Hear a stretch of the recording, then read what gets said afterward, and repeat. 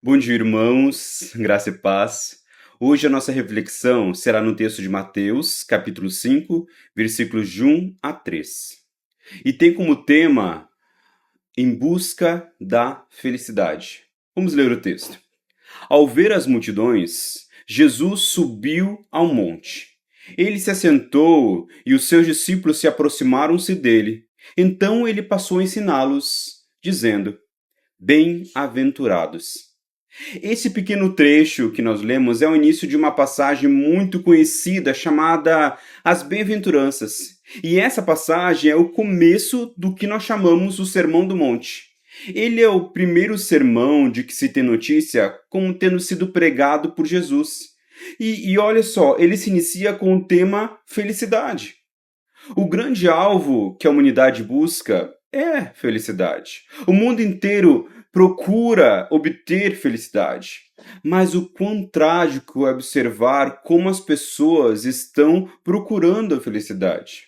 Mateus, ele relata que Jesus, ao ver as multidões, sobe ao monte e se assenta para ensinar essas multidões. E nas multidões que seguiam a Cristo, existia todo tipo de pessoas. Doentes, endemoniados, líderes religiosos, fariseus, saduceus, revolucionários como os zelotes, existia prostitutas, publicanos, ricos, pobres, estudiosos, ignorantes, todos estavam, de alguma forma, em busca de algo que suprisse as suas necessidades. Cura, libertação, sentido para a vida, direção espiritual ou até mesmo esperanças políticas de que Jesus restaurasse a nação de Israel e libertasse do jugo romano. Hoje, em todo o Brasil, infelizmente, milhares de pessoas se reúnem buscando alegria, distração ou refúgio momentâneo de suas dores e problemas no carnaval. Durante esses dias, nós vemos pessoas entregues pelo desejo de encontrar felicidade por meio de celebrações e de sensações de liberdade que o momento proporciona. Porém, embora o brilho, o entusiasmo no carnaval possam criar instantes de prazer, e a realidade é que quando a festa acaba, muitas dessas alegrias se dissipam tão rapidamente quanto surgiram, deixando aquele sentimento de vazio e de incompletude. E esse ciclo de euforia e queda nos leva a refletir, meus irmãos, sobre a natureza efêmera das satisfações que esse mundo pode nos oferecer. E eu tenho uma notícia para você que está em busca da felicidade. Deus não quer que nós sejamos felizes. É uma frase que soa desconfortável, ainda mais para um mundo que está tão cheio dessa busca. E quando a gente escuta inúmeros sermões na nossa cultura, 24 horas por dia, 7 dias por semana, falando que Deus quer que nós sejamos felizes. Mas, meus irmãos, Deus não quer que nós sejamos felizes quando a nossa felicidade se baseia nas coisas desse mundo. E frequentemente nós somos induzidos a acreditar em uma fórmula de felicidade terrena, que resume em bens materiais, mais circunstâncias pacíficas, mais experiências emocionantes, relacionamentos certos, mais uma aparência perfeita é igual à felicidade. Muitos vivemos como se acreditássemos sinceramente neste engano. Mesmo que nós neguemos com os nossos lábios o nosso modo como gastamos o tempo, o dinheiro, os pensamentos, ele deixa pouco espaço para a dúvida. Vamos pensar nos pontos. Bens melhores.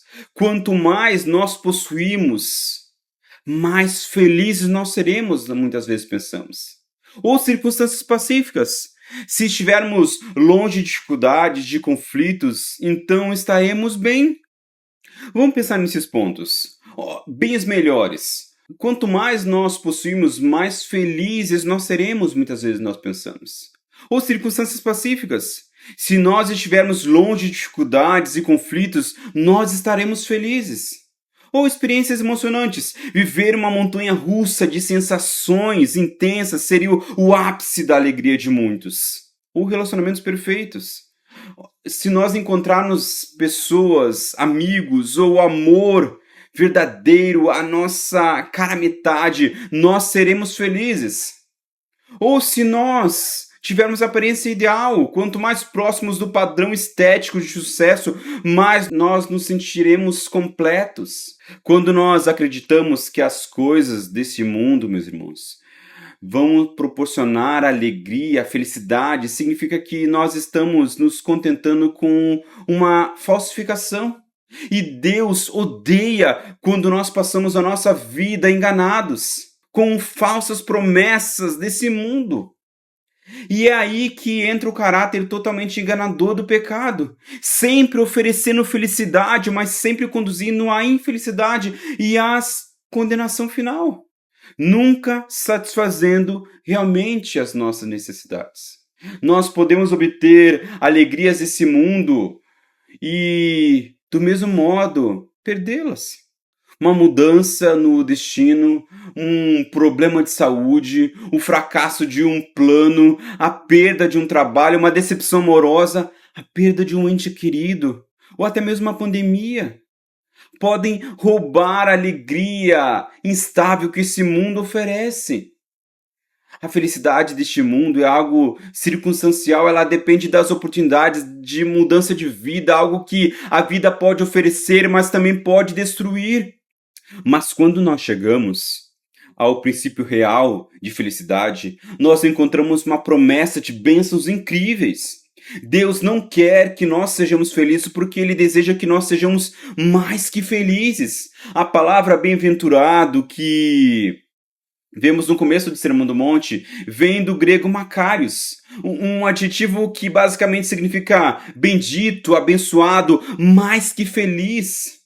E essa felicidade, contudo, não depende de bens, de eventos ou sucesso pessoais. Ela descreve uma condição de paz interior, de plenitude espiritual que só pode ser alcançada por meio de um relacionamento com Deus. Para Jesus, o ponto central da felicidade não são os recursos do mundo ou as circunstâncias favoráveis. É algo que ocorre internamente ligado à comunhão com o Pai e à transformação que Ele opera em nós. Jesus está descrevendo o único caminho para a verdadeira felicidade.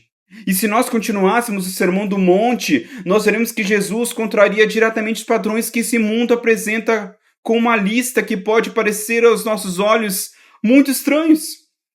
Ele diz que são felizes, são muito mais que felizes, os pobres de espírito, os que choram, os mansos, os que têm fome e sede de justiça, os misericordiosos, limpos de coração, os pacificadores, e por fim até mesmo aqueles que são perseguidos e injuriados.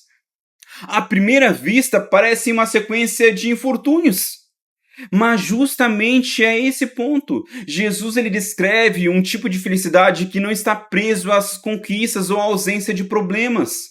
Ele fala de um estado de espírito sustentado pela esperança naquilo que Deus é e faz, não pelo que acontece ao nosso redor. Os pobres de espírito, ele tem a consciência de que sua limitação e de quão dependente eles são da graça de Deus. Os que choram reconhecem a dor do mundo e não se iludem com as aparências, por isso podem receber o consolo de Deus. Os mansos não se envolvem com brigas, disputas de poder, eles confiam no governo supremo de Deus. Os que têm fome e sede de justiça, eles anseiam pelo caráter de Deus, desejando a sua vontade prevalecer neste mundo. Os misericordiosos estendem a compaixão ao próximo e acolhem o cuidado do Pai. Os limpos de coração não se deixam contaminar pela hipocrisia e vivem em sintonia com os propósitos divinos. Os pacificadores promovem a reconciliação e demonstram o coração do Pai, que deseja a unidade. E finalmente os perseguidos e injuriados, ainda que sofram injustiças, não retrocedem, pois a recompensa para eles vem do próprio Deus, meus irmãos.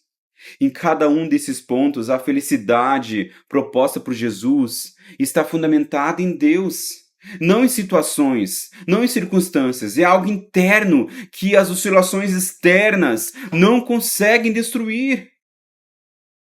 Meus irmãos, apesar de toda a multidão que ouvia Jesus, essa mensagem, na verdade, era dirigida primeiramente aos seus discípulos, não à multidão. No entanto, ele queria que a multidão ouvisse essa mensagem. Porém, a multidão ela não podia experimentar essa mensagem. Não podia desfrutar da bem-aventurança, mas eles podiam pelo menos saber que estava disponível para eles. Para a multidão, era apenas um convite para conhecê-lo. Esse mesmo convite se estende a todos hoje que ainda estão buscando nas coisas desse mundo a felicidade. Satisfazer os anseios com essas coisas, seja com os bens melhores, seja com circunstâncias pacíficas, experiências emocionantes, relacionamentos certos, aparência perfeita. Jesus está dizendo que nada disso pode satisfazer, nada disso pode trazer a verdadeira felicidade. Mas para aqueles que conhecem e amam Jesus, o mesmo gozo, o mesmo contentamento, a mesma alegria, o mesmo sentimento macários, que é fundamentalmente um elemento do caráter de Deus, são nossos. Só em Deus, meus irmãos, nós temos a verdadeira felicidade. Deus, ele é infinito, e isso satisfaz o nosso anseio por completude. Ele é eterno, e isso satisfaz o nosso anseio por permanência. Ele é imutável, e isso satisfaz o nosso anseio por estabilidade e segurança. Não há nada e nem ninguém que se compara ao nosso Deus. A minha oração é para que mesmo passando por dificuldades nesse mundo, nós encontremos essa verdadeira felicidade, que é alcançada somente em estarmos em Cristo e desfrutar de uma comunhão profunda com Ele. E que possamos, assim como Jesus diz lá no final das Bem-aventuranças, no versículo 12, alegrai-vos e exultai, porque a vossa recompensa no céu é grande. Que nós possamos nos aproximar cada vez mais desse Deus e conheçamos a verdadeira bem-aventurança, a verdadeira felicidade, a verdadeira alegria, o verdadeiro júbilo. Amém.